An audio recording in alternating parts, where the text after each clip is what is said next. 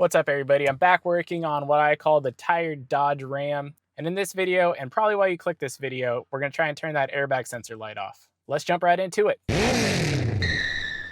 All right, so if you've been following my channel, you know that this truck I got on the cheap. It had a lot of little issues I've been working through. I got it cheap because it had been in a collision on its front left driver's side. It had its quarter panel and hood replaced, so that's gonna cause some issues, but it obviously deployed an airbag. And I've done the usual things. I've checked the fuse panel. I've checked under the seat because I read a blog saying that the plugs underneath the seat, these like yellow plugs, could come unplugged and that could cause your airbag sensor to turn on. But both of those are not doing the trick. So what I got is my new favorite little device here. This is called a CarPal from Top Don.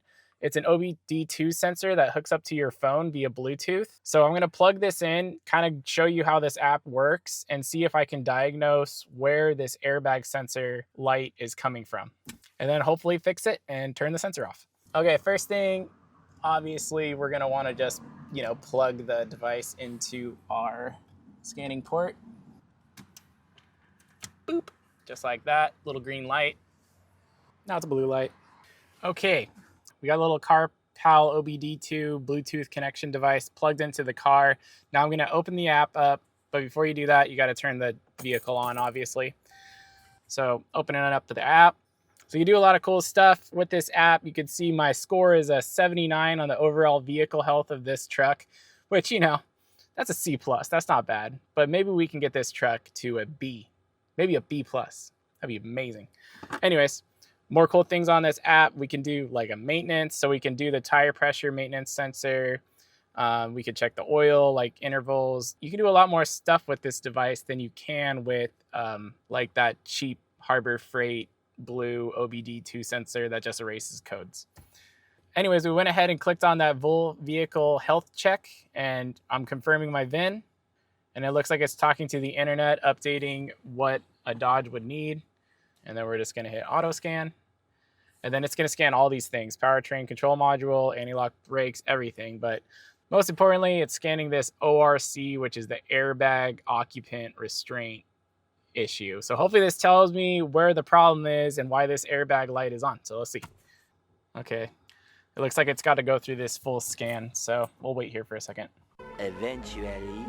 Hey, and look at that. We went from a 79 to an 81 somehow. So we're working our way up on this Ram. Things are looking up. All right, so let's click on that airbag fault code and let's see what we got. If you hit this little robot down here, it's going to use AI or Google or something, and it's going to tell you kind of like a suggestion on how to repair whatever is going on with that fault. So it's pretty cool. So if I come here, I see fault generation mechanism. And then it gives me the fault code. B2113 indicates an open circuit. Well, that would make sense if this truck has been in an accident and they didn't replace an airbag or something. So where is this open circuit?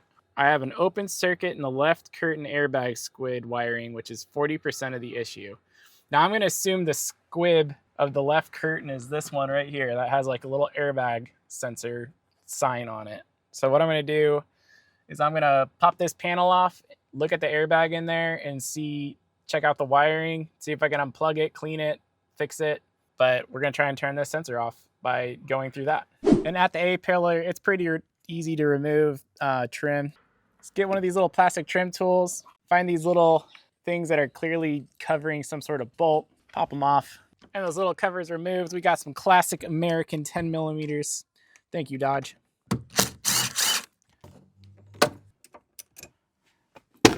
There you go. Okay, here we go. Where's the airbag at? Up in here. Got no airbag. Check it out. This here right here is a popped airbag. I think I found my problem. So we got a deployed airbag. We got some dangly cables that we're supposed to give it airbags. So yeah, that's not gonna do much. I'm gonna go ahead and try and splice these suckers together and see if it turns the airbag light off, but I'm gonna order a replacement airbag. All right, plug the battery back in.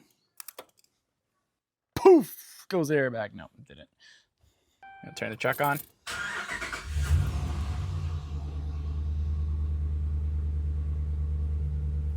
Nope, still got a little warning light. So what I gotta do at this point, the only thing I can think to do is to pretty much remove all the trim from all the pillars and lower the ceiling, at least half of the ceiling, so I can really see the airbags and how it's wired and stuff. That's all I'm gonna do. It's all fixable. It's all good. There we go. All right, everybody. This is where we're at.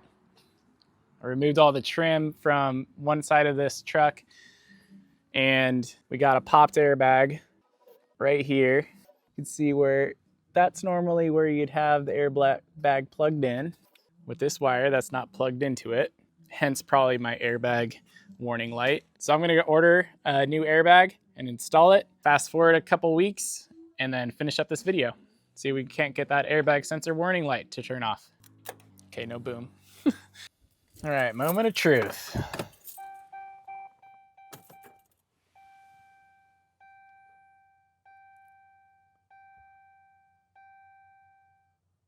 Oh, we got no airbag light. Heck yeah. All right, sweet.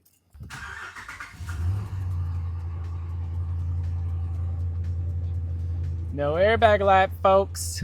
We did it. All right, also that was it. We got that airbag sensor light off. Don't forget to first check your fuse panel.